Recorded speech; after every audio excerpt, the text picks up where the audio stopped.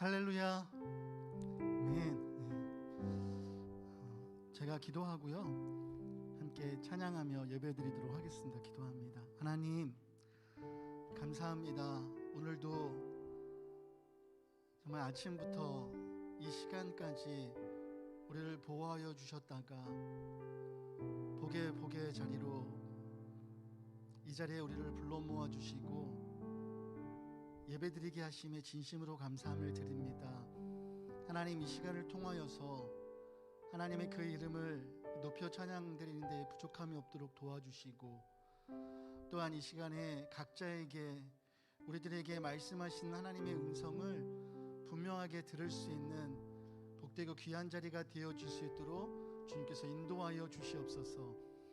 세밀하고 은밀하게 말씀하시는 주님의 음성을 분명하게 듣게 하여 주시고, 들은 그 음성 따라 오늘 하루를 또 마감하고 또한 내일도 우리에게 주어진 그 시간들 승리하며 살아갈 수 있도록 주님께서 함께하여 주시옵소서. 이 예배를 주님께서 인도하여 주시고 함께하여 주실 것을 믿사오며 사랑이 많으신 예수님의 이름으로 감사하며 기도합니다. 아멘.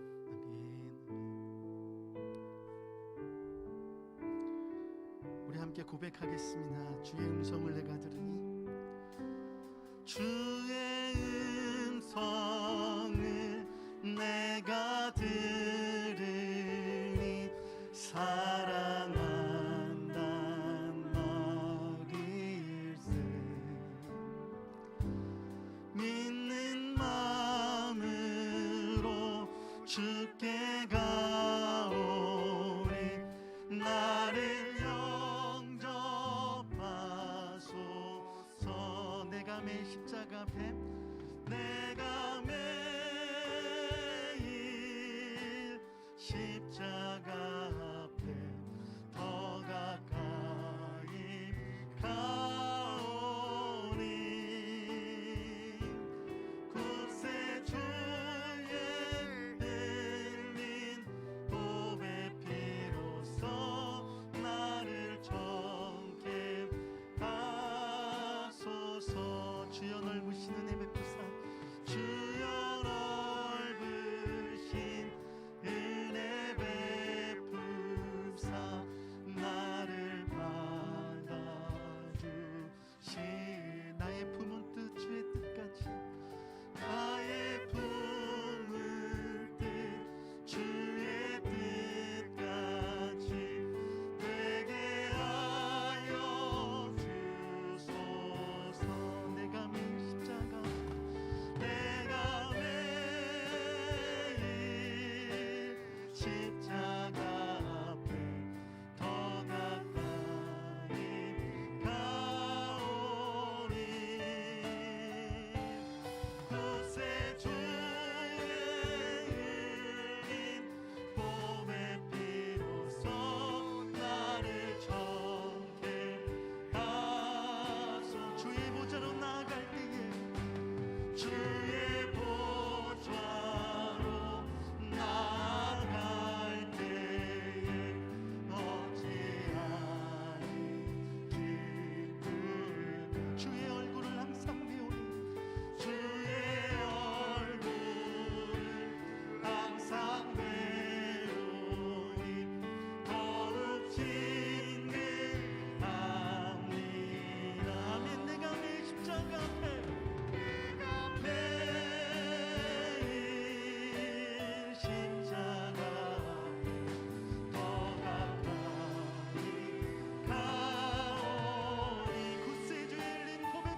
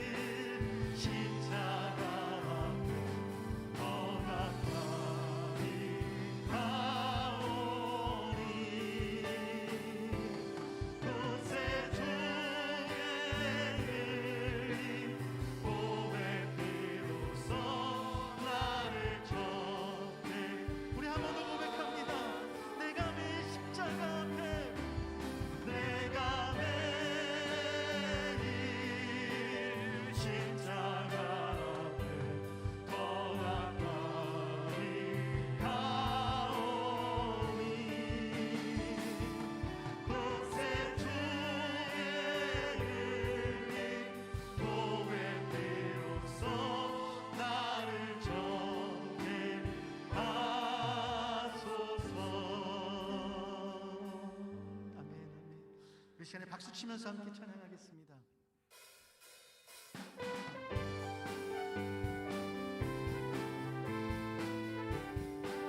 주의 음성을 내가 들으니 주의 음성을 내가 들으니 사랑한단 말 믿는 마음으로 주께 가오니 주께 가오니 나를 영접하소 내가 내 십자가 앞에 더 가까이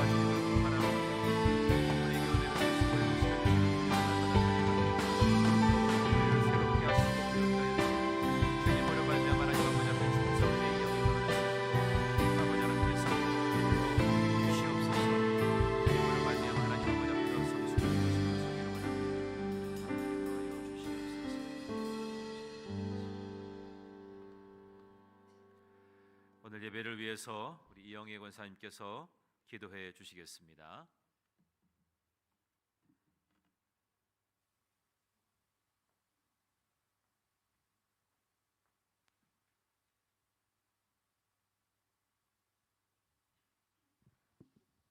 사랑과 은혜가 풍성하신 하나님 아버지, 부족하고 연약한 저희들을 보호하시고 바른 길로 인도하시니 감사드립니다.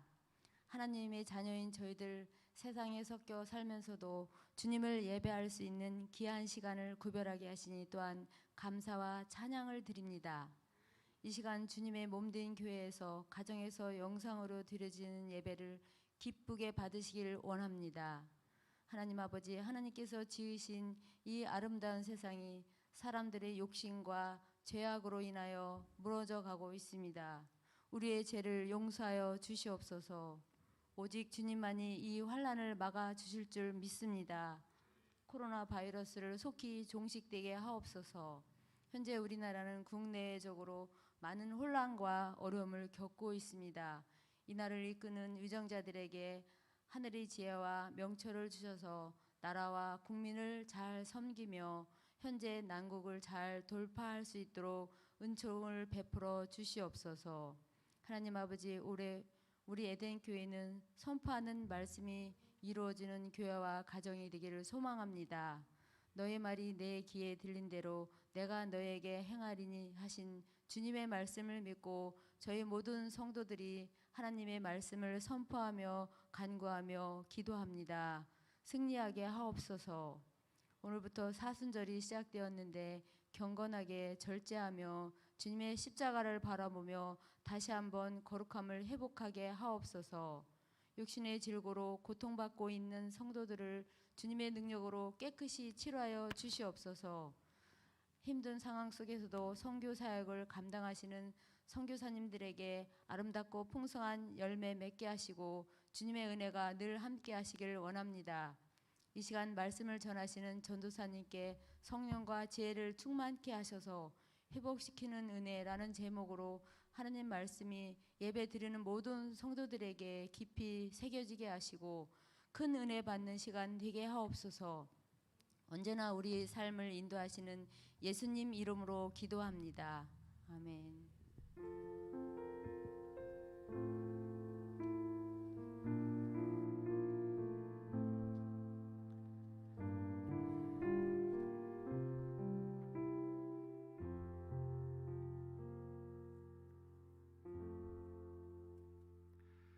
오늘 함께 나눌 하나님 말씀은 열왕기상 19장 1절부터 18절까지 말씀입니다.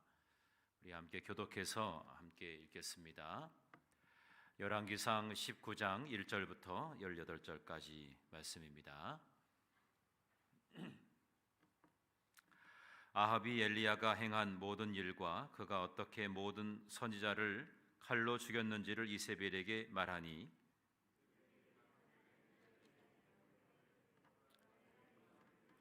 반드시 내 생명을 저 사람들 중 한 사람의 생명과 같게 하리라. 그렇게 하지 아니하면 신들이 내게 벌 위에 벌을 내림이 마땅하니라 하니라. 그가 이 형편을 보고 일어나 자기의 생명을 위해 도망하여 유다에 속한 브엘세바에 이르러 자기의 사환을 그곳에 머물게 하고 자기 자신을 광야로 들어가 하루길쯤 가서 한 로뎀 나무 아래에 앉아서 자기가 죽기를 원하며 이르되 여호와여 넉넉하오니 지금 내 생명을 거두시옵소서. 나는 내 조상들보다 낫지 못하니이다 하고 로뎀 나무 아래에 누워 자더니 천사가 그를 어루만지며 그에게 이르되 일어나서 먹으라 하는지라. 본죽머리 맡에 숯불에 구운 떡과 한 병불이 있더라. 이에 먹고 마시고 다시 누웠더니 여호와의 천사가 또 다시 와서 어루만지며 이르되 일어나 먹으라. 내가 갈 길을 다 가지 못할까 하노라 하는지라. 일어나 먹고 마시고 그 음식물의 힘을 의지하여 40주 40야를 가서 하나님의 산 호렙에 이르니라. 엘리야가 그곳 굴에 들어가 거기서 머물더니 여호와의 말씀이 그에게 임하여 이르시되 엘리야야 내가 어찌하여 여기 있느냐.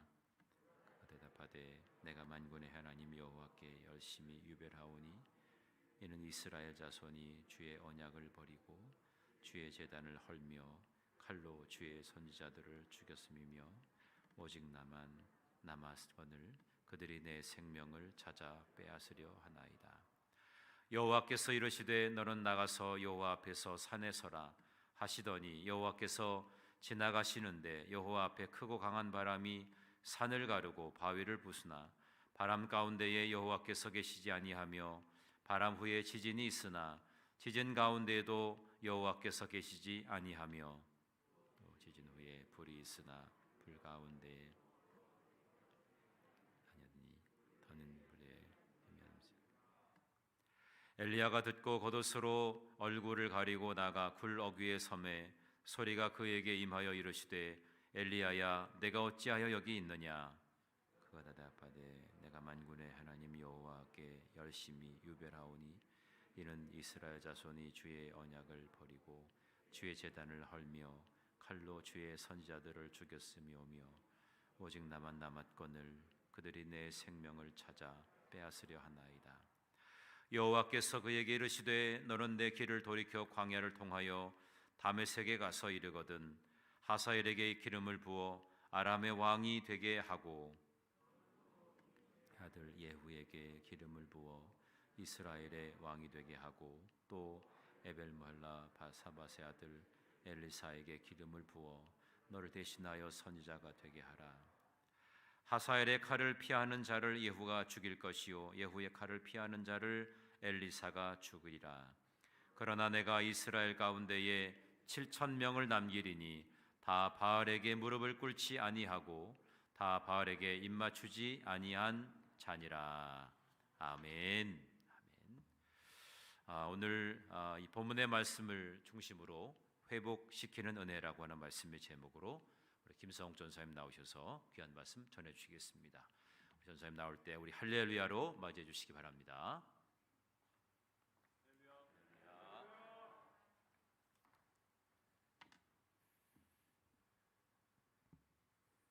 할렐루야. 반갑습니다. 우리 옆 사람과 함께 인사할 때 이렇게 인사했으면 좋겠습니다. 함께 예배하게 되어 참 행복합니다.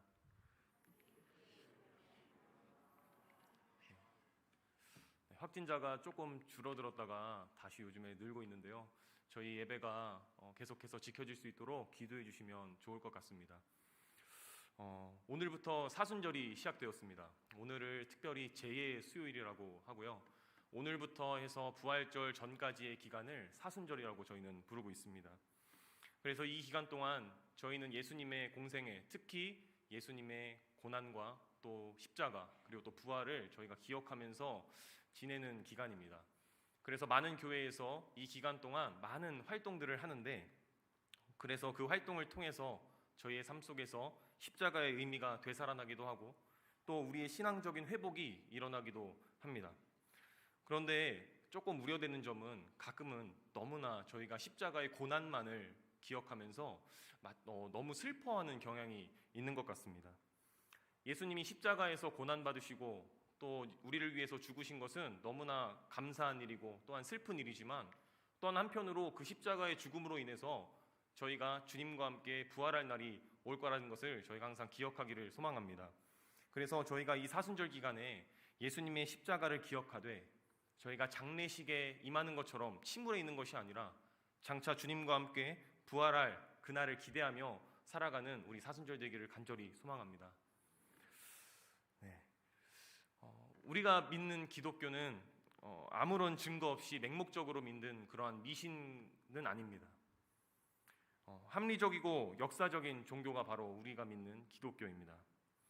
사실 세상은 기독교를 종교라고 이야기하지만 그 기독교에 몸담고 그 진리를 쫓아가는 우리에게는 이 기독교는 생명입니다. 그리고 이 진리에게 끊임없이 이 시대가 주는 도전들이 있는데 그중 현재나 성경의 시대 속에서도 우리에게 끊임없이 드는 그러한 질문이 한 가지가 있다면 바로 이러한 것이 있겠습니다. 우리 한번 보여주시겠어요? 불의하고 불합리한 세상 속에서 하나님은 과연 살아계신가? 그리고 의인이 당하는 고난은 과연 무엇인가? 세상 사람들에게도 이것은 궁금하고요. 그리고 그 진리를 붙잡고 살아가는 우리에게도 가끔은 하나님이 살아계실까 하는 의심과 의문이 들 만큼 세상에 정말 추악하고 더러운 모습을 우리가 볼 수가 있습니다. 오늘 특별히 정인이 사건의 재판을 했다고 하더라고요. 그 재판장에 가서도 끊임없이 부인하는 그 양부의 모습을 보면서 어떻게 그들이 과연 교회를 다닌다고 스스로 이야기할 수 있으며 자신이 믿음이 있다고 어떻게 이야기할 수 있는가? 하나님은 저런 사람을 어떻게 가만두고 계시나? 하는 내용의 댓글들을 많이 보았습니다. 규칙적으로 영적인 습관들을 가지고 또 신앙생활에 대한 열심은 있고 명확하고 자신 있게 나는 믿음이 있다라고 얘기하지만 눈앞에 펼쳐지는 이해할 수 없는 상황에 불평하고 또한 의심하고 분노하고 이리저리 흔들리는 것이 안타깝지만 우리의 현실입니다. 그렇다면 오늘 본문에서 등장하는 하나님의 사람 엘리야는 조금 달랐을까요? 야고보 사도는 야고보서 5장 17절 상반절에 이렇게 이야기하고 있습니다. 제가 쉬운 성경으로 찾아냈는데요. 엘리야도 우리와 같은 사람이었습니다 라고 증언하고 있습니다. 사도 야고보는 엘리야도 우리와 같은 사람이었다고 말합니다. 그리고 오늘 본문에서 그러한 모습을 우리는 볼 수가 있습니다. 그러나 결과적으로 좌절했던 엘리야는 결국 하나님의 은혜로 회복되는 것을 또한 우리는 말씀 속에서 볼 수가 있습니다. 그렇다면 하나님께서는 어떻게 엘리야를 회복시키셨을까요? 저희가 오늘 그 과정을 살펴보면서 우리의 삶에 한번 비추어 보는 시간을 갖도록 하겠습니다. 첫 번째는 엘리야를 만남의 장소로 인도하셨습니다. 엘리야가 바알과 아세라 선지자들과 대결을 벌여서 승리하자 그 왕비였던 악녀 이세벨이 사신을 보내 엘리야를 죽이겠다고 위협하는 상황입니다. 그런데 그 엘리야의 반응이 조금 의아합니다. 제가 세번역 성경으로 더욱 쉽게 찾아보았는데요. 우리 3절과 4절을 함께 읽어보도록 하겠습니다. 시작. 엘리야는 두려워서 급히 일어나 목숨을 살리려고 도망하여 유다의 브엘세바로 갔다. 그곳에 자기 시종을 남겨두고 자신은 홀로 광야로 들어가서 하룻길을 더 걸어 어떤 로뎀나무 아래로 가서 거기에 앉아서 죽기를 간청하며 기도하였다. 주님, 이제는 더 바랄 것이 없습니다. 나의 목숨을 거두어 주십시오. 나는 내 조상보다 조금도 나을 것이 없습니다. 아멘. 그 이세벨이 했던 그 위협 앞에서 엘리야는 두려워서 자기가 있었던 그 이스라엘에서 160km나 떨어진 브엘세바로 도망을 갑니다. 또한 얼마나 불안했으면 160km를 도망가도 모자라서 하룻길을 더 광야길을 더 걸어갔을까요? 얼마나 무섭고 두려웠으면. 이 성경 말씀을 보면 저희가 참 의아한 생각이 듭니다. 왜냐하면 지난주에 여러분들이 설교를 들어서 아시겠지만 너무나 멋지게 바알과 그리고 아세라 상을 섬기는 그런 자들과 대결을 벌여서 승리했던 그 엘리야의 모습을 저희가 보지 않았습니까?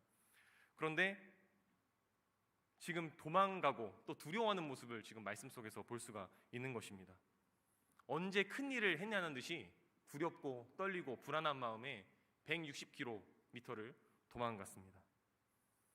엘리야는 살기 위해서 도망하였다라고 얘기하지만 어느새 이제는 오히려 죽기를 간청하는 모습을 저희가 볼 수가 있습니다. 여기서 우리가 볼 수 있는 것이죠. 하나님의 사람도 결국 우리와 같은 성정을 가진 사람이구나. 성경의 많은 믿음의 선배들도 우리가 성경 속에서 결과만 보아서 정말 그렇지 그 과정 속에서 얼마나 많은 우여곡절이 있었고 얼마나 많은 어려움들이 있었을까요? 몸도 마음도 지친 엘리야는 로뎀나무 아래서 잠이 듭니다. 모든 것이 끝난 것 같은 비참한 상황인 그때에 하나님의 천사가 등장합니다. 오랫동안 굶주렸던 엘리야에게 돌에 구운 따뜻한 떡과 그리고 물 한 병이 주어집니다. 그리고 그 음식의 힘으로 엘리야는 일어납니다. 엘리야가 여기서는 멈춰선 안 되었나 봅니다. 엘리야는 그 음식을 먹고 힘을 얻어 천사가 지시한 호렙산으로 발걸음을 옮깁니다. 우리에게도 삶을 살아가다 보면 엘리야처럼 실패하고 좌절을 경험합니다. 모든 것이 끝난 것 같고 정말 살 길이 없어 보였는데 그때 하나님께서 건져주셨던 경험들 다들 있으시죠? 자신의 사랑하는 자녀가 자신을 죽여달라고 외쳤을 때 우리 하나님의 마음은 어땠을까요? 하나님, 저 좀 죽여주세요, 제발. 전 더 이상 못하겠습니다. 하나님, 죽여주십시오. 이렇게 절규하는 자녀의 외침에 넌 할 일이 남았으니까 그냥 일어나 걸어가라 하는 엄한 모습이었을까요? 지쳐 쓰러져 있는 엘리야를 위한 그 돌에 구워진 따뜻한 떡처럼 하나님의 격려와 따뜻한 마음을 우리는 이 말씀을 통해서 볼 수가 있는 것입니다. 하나님은 우리의 필요를 아십니다. 하나님은 우리의 아픔도 아십니다. 하나님은 우리의 인생의 수렁 속에서 건져내 주셔서 하나님과의 만남의 장소로 인도하시며 계속해서 믿음의 경주를 달려가게 하십니다. 우리가 아버지라고 부르는 하나님은 이러한 분이십니다. 사랑하는 성도 여러분, 우리 아버지 하나님의 사랑과 인도하심을 기억하면서 어떠한 위기가 닥쳤을 때, 정말 다 포기하고 싶을 때, 정말 차라리 죽었으면 좋겠다 하는 그러한 마음이 들 때 힘을 얻어 믿음의 삶을 살아내는 우리 모두가 되기를 간절히 소망합니다. 두 번째입니다. 두 번째는 엘리야를 말씀으로 만나셨습니다. 이제 이 음식을 먹고 엘리야가 호렙산으로 발걸음을 옮기는데요, 그냥 하루 만에 도착할 수 있는 거리가 또 아니었나 봅니다. 이 40일 밤낮으로 또 그 호렙산으로 발걸음을 옮깁니다. 얼마나 힘들었을까요? 겨우 떡과 물 한 병 먹고 또 움직이는데 40일 밤낮으로 계속 걸어야 했습니다. 그래서 우여곡절 끝에 호렙산에 도착한 엘리야는 그 호렙산에 있는 동굴에서 하루를 지내게 됩니다. 그때 하나님은 엘리야에게 이렇게 물으십니다. 엘리야야, 너는 여기에서 무엇을 하고 있느냐? 이 질문을 들은 엘리야의 심정은 어땠을까요? 아니, 가라고 하셔서 왔는데 여기서 뭐 하냐고 물어보면 나보고 어쩌라는 거지? 라는 생각이 저는 들었을 것 같아요. 가라고 해서 갔고 또 하라고 해서 한 건데 지금 비참하게 여기서 있는데 하나님이 거기다 대고 너는 여기서 뭐 하니? 라고 물어본다면 참 당황스럽고 난감했을 것 같습니다. 그러자 엘리야는 그 하나님의 질문에 이렇게 얘기합니다. 하나님, 나는 만군의 하나님만 열정적으로 섬겼습니다. 저는 하나님만 전심으로 섬겼습니다. 지금까지 하나님의 일만 열심히 했음에도 자신이 처한 그 비참한 상황에 억울하고 화도 나겠죠. 하나님이 계시다면 왜 제게 이러한 일이 일어나야 합니까? 그 엘리야의 북받치는 감정이 담긴 대답에 주님이 이렇게 말씀하십니다. 내가 지나갈 테니 산 위로 올라가 있어라. 호렙산 위에 올라가 있으면 내가 지나갈 것이다. 이렇게 하나님께서 대답하십니다.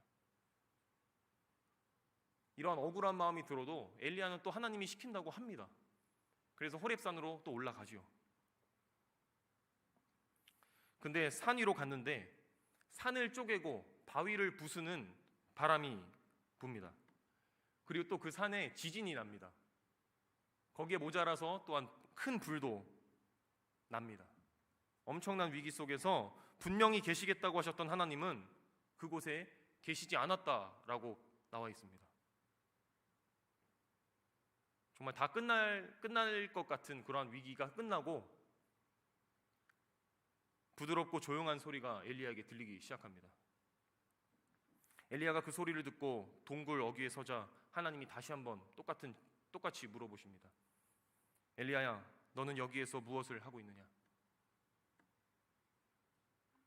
이 물음에 엘리야는 앞에서 했던 대답과 토시 하나 틀리지 않고 똑같이 대답합니다. 하나님, 제가 하나님만을 열심으로 섬겼습니다. 엘리야의 대답은 똑같았습니다. 그러나 달라진 것이 만약에 한 가지 있다면 과연 무엇이 여기서 달라졌을까요?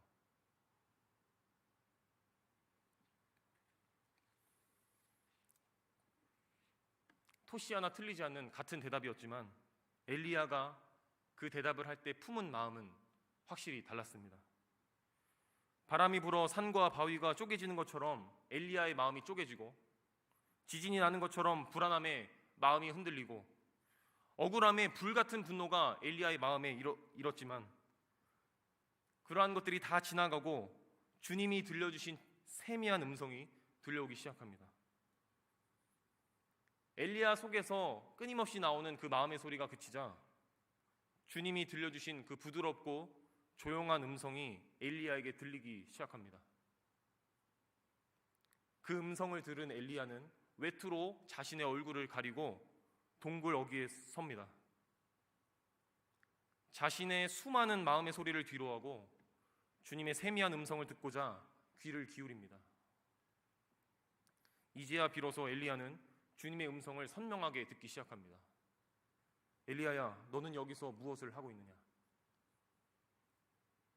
같은 대답이었지만 달랐습니다. 엘리야는 겸손하게 하나님의 도우심을 구하고 또한 그 음성을 듣고자 했습니다. 하나님은 지금 우리에게도 동일하게 질문하십니다. 사랑하는 나의 자녀야, 너희는 지금 무엇을 하고 있느냐? 너는 어디에 있느냐? 여러분은 지금 여러분을 부르신 그곳에서 과연 무엇을 하고 계십니까? 여러분의 직장에서, 여러분의 가정에서, 여러분의 많은 삶의 그러한 자리 속에서 하나님이 이렇게 질문하신다면 과연 어떻게 대답하시겠습니까?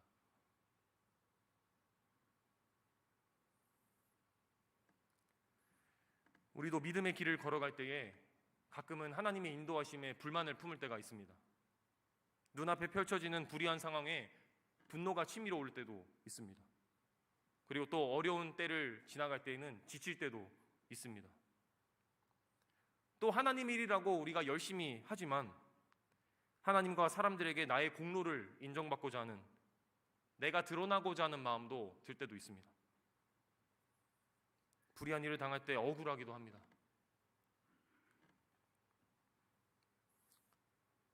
그런 마음이 우리 속에 가득 차 있을 때에는 우리가 하나님의 음성을 듣고자 해도 들을 수가 없습니다. 사람 마음이라는 것이 내가 문제를 삼지 않고 또 그것을 생각하지 않으려고 한다고 해서 생각이 안 나는 것도 아닙니다. 여러분, 코끼리를 생각하지 마십시오. 여러분, 지금 코끼리를 생각하지 마세요. 여기서 누가 코끼리를 생각하지 않았다고 자신할 수 있습니까? 내가 생각하지 않으려고 해도 생각나는 것이 사람의 마음이에요. 내 마음이라고 해서 내 마음처럼 되지가 않는 것입니다. 나의 마음의 소리가 나를 오히려 더 요란하게 만듭니다. 그 심리학 용어 중에 칵테일 파티 효과라는 것이 있습니다. 칵테일 파티 효과. 쉽게 말하면 이러한 것입니다. 이 파티 장소처럼 굉장히 소란스럽고 굉장히 막 시끄러운 잡다한 그러한 소리가, 소음이 많아도 자신이 듣고자 하는 것을 또렷하게 들을 수 있는 것을 바로 칵테일 파티 효과라고 합니다.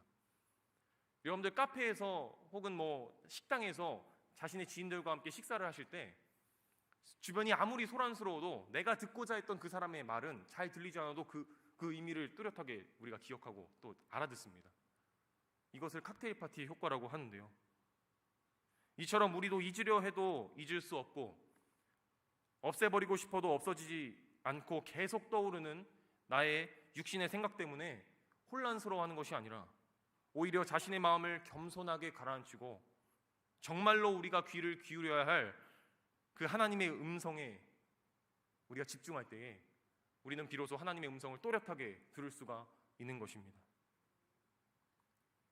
이처럼 엘리야의 모습처럼 내가 할 수 없음을 알고 오직 하나님의 도우심을 구하는 상태, 정말 주님께서 말씀하셨던 심령이 가난한 상태, 정말 그분의 음성이 아니면 내가 안 되겠다 하는 그러한 마음, 내가 그분의 음성을 들어야겠다 하는 그러한 결단, 그때 우리는 비로소 하나님의 말씀을 들을 수가 있는 것입니다. 그리고 그 말씀을 통해서 우리는 하나님을 경험하고 또한 하나님을 만나게 되는 것입니다. 세 번째입니다. 세 번째는 엘리야를 사명으로 무장시키셨습니다. 결국에 겸손하게 하나님의 말씀을 들었던 엘리야에게 하나님은 새로운 사명을 주시는데, 하사엘을 아람 왕으로 세우고 예후를 이스라엘 왕으로 세우고 그리고 엘리사를 자신의 후계자로 삼는 사명을 하나님께서 주십니다. 엘리야야, 이제 다시 가라. 그러나 하나님께서 이번에는 혼자 보내시지 않았습니다. 이미 홀로 싸우면서 좌절을 겪었던 엘리야에게 하나님께서는 바알에게 무릎 꿇지 않은 7,000명을 준비해 두었다고 엘리야에게 말씀하십니다. 그 말이 얼마나 엘리야에게 응원이 되고 격려가 되었는지 모르겠습니다. 결국 엘리야는 그 새로운 사명을 받아서 다시 한번 그 사명을 다하려 다시 떠나게 됩니다. 오늘날에도 좌절 속에서 죽기를 바랬던 엘리야를 회복시키신 하나님의 사랑과 은혜가 우리를 향하고 있습니다. 위기의 순간순간 우리를 이끄셨던 하나님의 은혜를 기억하십시오. 또한 엘리야와 함께 새롭게 동역할 7,000명의 사람들처럼 우리 에덴교회의 모든 한 사람 한 사람도 하나님 앞에 겸손하게 준비되어 함께 주어진 사명을 감당하기를 간절히 소망합니다. 어떤 누군가에게 이러한 위로가 됐으면 좋겠어요. 그래서 저희가 내가 너를 위해서 정말 신실하게 준비된 한 사람을 준비해 두었다. 그 사람이 에덴교회에 있어. 그 사람이 항상 말씀으로 말씀을 선포하고 그 말씀이 들리길 또한 이루어지길 간절히 바랬고, 내 앞에 정말 올바르게 정말 그 믿음의 길을 걸어가고 있어. 그 사람이 너와 함께 동역할 거야 하는 그러한 위로가 서로 되었으면 좋겠습니다. 사람은 누구나 연약한 존재입니다. 누구는 엘리야처럼 마음이 무너지고 절망하고 좌절하는 때를 만납니다. 하지만 오늘 본문의 이야기 속에 엘리야가 겪었던 좌절을 저는 이렇게 이야기하고 싶습니다. 더 나은 싸움을 위한 좌절이었다. 엘리야가 오늘 겪었던 좌절은 더 나은 싸움을 위한 좌절이었습니다. 엘리야는 이 좌절을 통해 하나님 앞에 올바른 마음을 준비할 수 있었고, 회복되어서 함께할 동역자들과 더 큰 사명을 이어갑니다. 하나님을 우리가 겸손하게 의지하는 순간 하나님께서 회복시키지 못할 사람은 없습니다. 어제 정훈 간사님이 밤늦게 연락을 했습니다. 그저께부터 저 허락받고 지금 말씀을 드린 겁니다. 그저께부터 공장 일이 힘들었는지 힘들다고 하더라고요. 그리고 어제는 저 자고 있는데 연락이 와서 하는 말이, 전사님 보고 싶어요.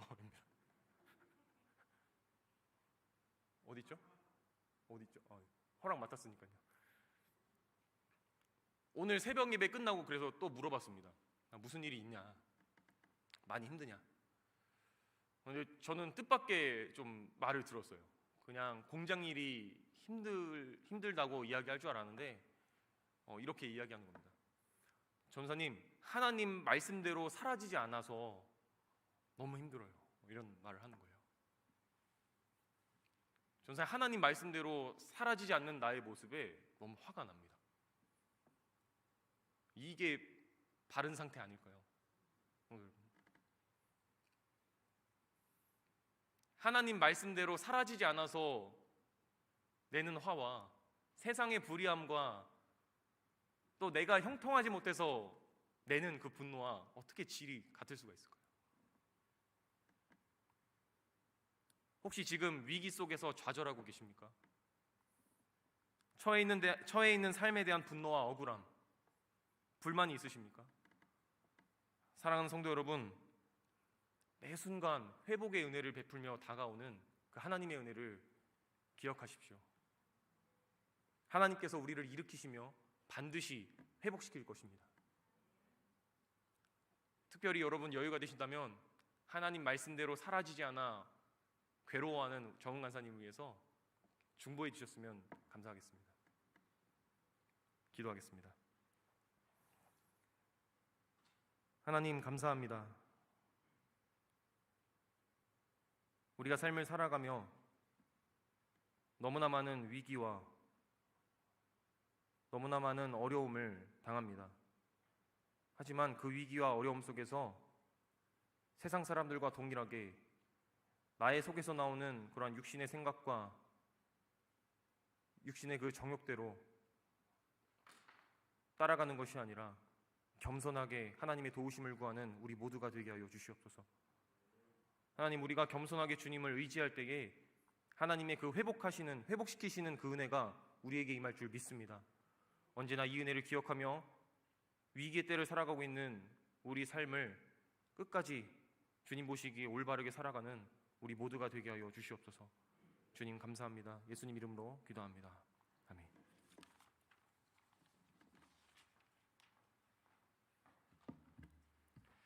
네, 귀한 말씀 통해서 우리의 심령을 다시 한번 돌아본 줄로 믿습니다. 하나님의 궁극적인 관심은 우리가 회복되어지는 것입니다.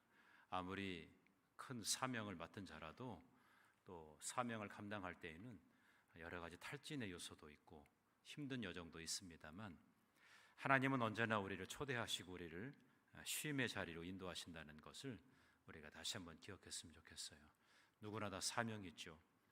이번에 장례를 치르면서 제가 사명에 관한 얘기를 계속했는데 우리가 생명이 붙어 있다는 것 자체가 우리에게 사명입니다. 그런데 그 사명도 우리가 즐길 수 있는 법을 배워야 됩니다. 믿음의 사람들은 우리 정훈 간사가 힘들었겠지만 말씀을 선포하세요. 선포하면 하나님께서 나의 영혼을, 내 육신을 다시금 회복시켜 주십니다. 내 안에 하나님의 말씀이 살아있으면 우리가 영적인 존재이기 때문에 그 말씀의 능력으로 우리가 회복될 수가 있어요. 목회자가 가장 힘든 것은 말씀을 준비할 때 풀려지지 않을 때,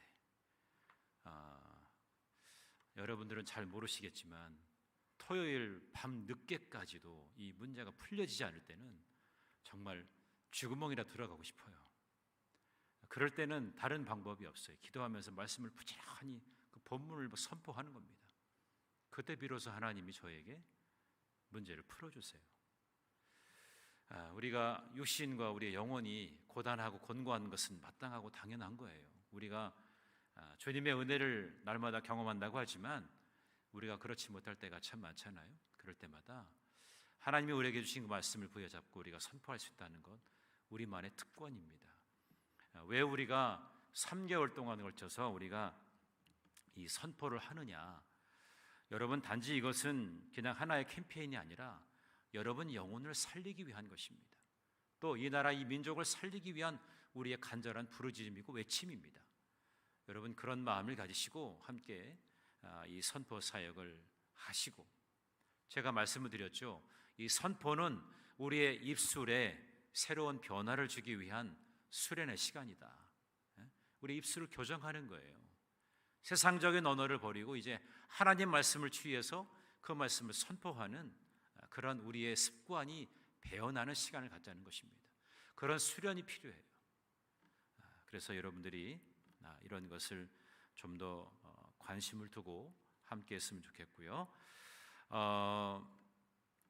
몇 가지 광고의 말씀을 드리겠습니다. 이번 돌아오는 주일 오후 3시에는 청주 북지방 지방회가 있습니다. 저희 본교회에서 3시에 있는데 아마 그래서 저녁 예배 돌아오는 저녁까지는 저녁 예배가 좀 어려울 것 같고요.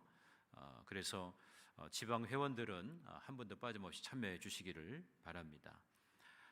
그리고 청주 북지방 지방에 그 참여하시는 분들 우리 교회뿐만 아니라 또 다른 분들도 많이 오시기 때문에 이번 주 토요일에는 우리 사역자들과 또 우리 청소하시는 분들이 조금 더 신경 써서 또 이것저것 좀 필요한 부분들을 우리가 좀 청소를 해야 될 것 같습니다. 그래서 또 손님 맞이할 준비를 잘 했으면 좋겠고요. 그리고 이번 주 금요일 정도에는 우리 교회 앞에 지금 지난번에 교회 문을 이렇게 색칠을 했는데 중간에 이렇게 띠를 이렇게 붙이게 될 겁니다. 청주 에덴 교회라고 하는 띠를 붙여서 조금 이렇게 좀 꾸며볼 생각을 가지고 있습니다. 말씀드린 것처럼 오늘부터 사순절이 시작되어집니다. 우리 전사님도 얘기했지만 침울하게 우울하게 보내라고 하는 것이 사순절이 아니에요. 주님의 그 은혜를 기억하는 것이고 그 주님의 십자가를 우리도 함께 지어져 가면서 부활의 영광에 참여하는 그런 과정을 우리가 걸어가는 길입니다. 그렇기 때문에 여러분 말씀을 더 깊이 묵상하고 더 말씀을 선포하고 부지런히 선포하시면서 여러분에게 주시는 하나님의 특별한 은혜가 이번 또 사순절 기간 동안에도 임하게 되기를 간절히 바랍니다. 그리고 이제 확진자가 다시 좀 올랐어요. 그래서 이게 저도 아까 뉴스를 잠깐 보니까 일시적인 것인지 아니면 이게 대유행을 위한 또 전조인지 이게 정말 알 수 없어요. 설날을 보내면서 또 이제 이런 위기가 또 오고 있는데 이것이 그냥 일회적인 그런 시간으로 되었으면 좋겠고 좀 내일부터는 조금 더 완화됐으면 좋겠는데 이것이 우리 교회 예배에도 참 지장이 많이 있습니다. 그래서 서로 모이는 것 또 식사 자리도 조심해서 그렇게 함께 해주시면 감사하겠고요. 그리고 예배를 계속 우리가 드리는데 이제 찬양 특송을 계속해서 우리가 함께 나누지 못하기 때문에 주일 1부, 2부 예배 때 혹시 연주나 특송 이런 부분들은 우리 장영훈 장로님에게 신청을 해주셔서 이렇게 헌금 특송이라도 함께 나눌 수 있도록 그렇게 협조해 주시면 감사하겠습니다. 찬양대가 설 때까지 우리 헌금 특송을 준비했으면 좋겠습니다. 이번 한 주간 동안에도 주님 안에서 승리하시고 또 말씀으로 더 풍성해지는 매일매일의 삶이 되시기를 간절히 바랍니다. 제가 드린 예물 위해서 기도하고 오늘 예배를 모두 마치도록 하겠습니다. 감사한금 김남자 권사님, 하나님 아버지 범사에 감사합니다. 이영애 권사님 드리셨습니다. 존귀하신 아버지 하나님, 주님의 그 크신 은혜와 사랑을 감사드립니다. 복된 수요일 저녁을 맞이해서 예배의 자리로 저희들을 인도하여 주시니 감사함을 드립니다. 오늘 저희들이 엘리야를 통해서 회복시키시는 은혜를 우리가 말씀을 통해서 깨닫게 하여 주시니 감사함을 드립니다. 힘들고 어려운 여정 속에 있었던 이 엘리야를 회복시키시는 아버지 하나님, 그를 만남의 장소로 인도하셨고 또 말씀으로 만나주셔서 그에게 다시금 새로운 사명으로 재무장시키시고 결단하고 또 힘껏 나아갈 수 있도록 그를 든든하게 지켜주심을 감사드립니다. 우리의 삶에서도 지치고 고단할 때마다 주님의 말씀을 의지하게 하시고 말씀을 만나는 자리에서 그 말씀을 선포하면서 다시금 새 힘을 얻을 수 있는, 그래서 사명을 즐거워하고 사명을 기쁨으로 여길 수 있는 우리 에덴의 모든 식구들 될 수 있도록 하나님 도와주옵소서. 이 시간에도 감사의 힘을 드린 손길이 있습니다. 하나님께서 가정과 범사를 지켜주시고 매일매일의 삶 속에서 감사의 조건들이 더 풍성해질 수 있는 저들의 삶이 되도록 하나님 도와주시옵소서. 오늘도 이 시간 예배를 사모하며 주님 앞에 나온 당신의 귀한 자녀들에게 복의 복을 더하여 주시고 환난이나 근심이 없도록 늘 지켜주시며 주의 능력에 도우시는 손길로 날마다 풍성한 삶으로 인도되어지는 저희의 삶이 되게 하여 주시옵소서. 이제는 우리를 죄악에서 구원하여 주신 우리 구주 예수 그리스도의 은혜와 하나님 아버지의 무궁하신 사랑하심과 성령의 감화감동 내주 역사 충만하심이 우리 사랑하는 에덴의 모든 성도님들 가정과 일터와 범사와 또 사업장 위에 이제로부터 영원토록 함께하여 주시기를 간절히 축원하옵나이다. 아멘.